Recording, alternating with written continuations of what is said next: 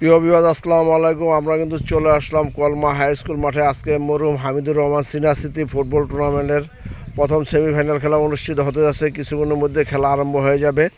আজকের খেলা কলমা বনাম গাউদিয়া হেভেন একাদশ। আমি আজকে এই খেলা সম্বন্ধে জানতে চাইব। এই টিম ম্যানেজার তারা তিনজন আছে, তিন বন্ধু এবং তিনজন আছে, তাদের কাছে জানতে চাইব। ভাই আসসালামু আলাইকুম। ওয়ালাইকুম সালাম। ভালো আছেন ভাই? আছি ভালো। এই যে আজকে আপনাদের দল ভাই এই সেমিফাইনালে খেলবে, আপনারা ওই উদ্দেশ্যে কিছু বলেন। আমি প্রথমেই ধন্যবাদ জানাই দিনু মিডিয়াকে, যিনি আমাদের এই খেলাটা সরাসরি সম্প্রচার করবেন। দিনু মিডিয়াকে আমি অশেষ ধন্যবাদ জানাই আমাদের দেশের দাদা হাতেম তাই নামে পরিচিত মিজানুর রহমান সিনহা, যিনি এই খেলার প্রধান পৃষ্ঠপোষক।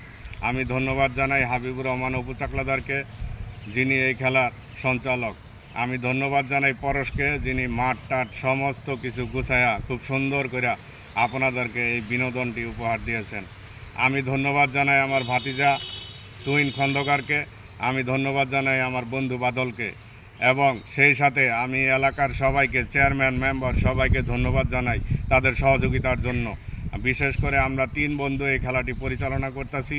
আজকে আমাদের প্রথম সেমিফাইনাল খেলা। এই খেলায় আপনারা সবাই আসবেন, মাঠে আসবেন এবং সরাসরি উপভোগ করবেন। আপনারা সবাই দোয়া করবেন যাতে এই খেলায় আমরা সফল হইতে পারি, ইনশাল্লাহ।